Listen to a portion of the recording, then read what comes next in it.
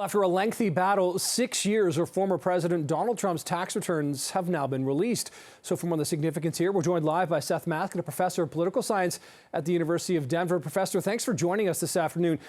We just talked about this. This was a battle. Donald Trump did not want these returns released. What is it they show, and why does it appear he didn't want this information out there? Well, there's a lot of experts still combing through this to figure out just what's going on. But we know, for one thing, he didn't pay a lot of taxes in a number of years. He paid something like $750 in taxes in his first year in office. His last year in office, he looks like he paid no taxes at all due to reporting a number of business losses. So it looks like, at least what we can see so far is that he didn't want this released just because it's politically embarrassing. A lot of other office holders release their taxes just to show that they're following the law, they're paying their due share, and he seems to be making a lot of efforts to not pay those taxes. It's interesting because I can't remember if it was during the campaign or just at another time when this had come up, but the former president had said, it makes me smart. If I'm not paying a lot of taxes, that makes me like a smart person. I'm using the system. It seems he wanted to say that talking out of one side of his mouth, on the other side, when people find out, he understands they're going to be angry at the lack of tax paid.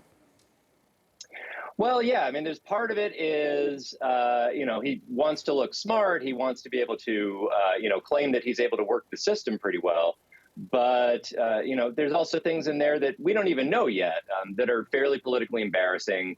There's one of it is, part of it is, not wanting to pay too much, but part of it is also like possibly just paying zero.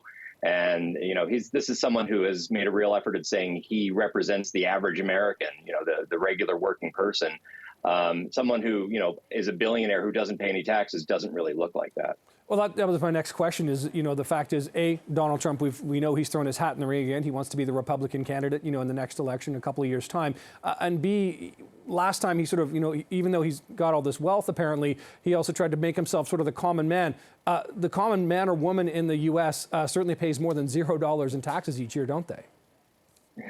Yes, they definitely do.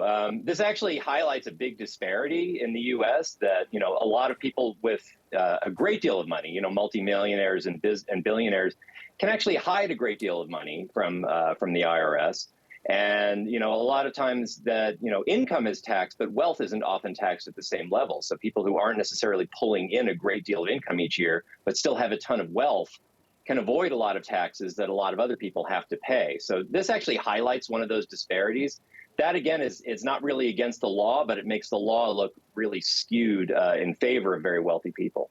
Professor, I have to wonder if this really is going to make that much of a difference. It seems to me things are so tribal in the U.S., whether you're red team, blue team.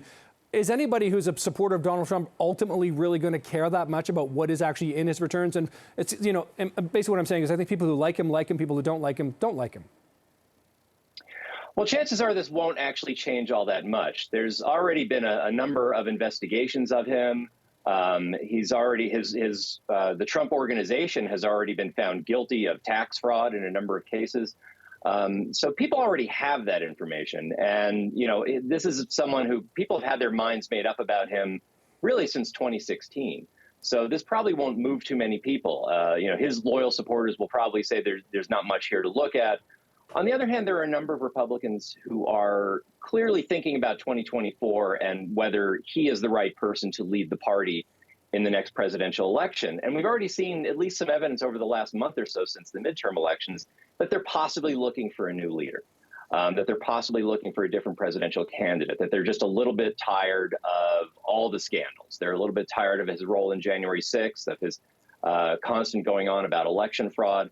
This is just a little bit more weight that maybe they don't need that much scandal going forward and could possibly look for a new candidate. Yeah, okay, we'll have to wait and watch and see that. There's always something to talk about when it comes to Trump and the presidency. Professor Seth Masket from University of Denver, thanks so much for being here this afternoon. Thanks for having me on. All right, take care.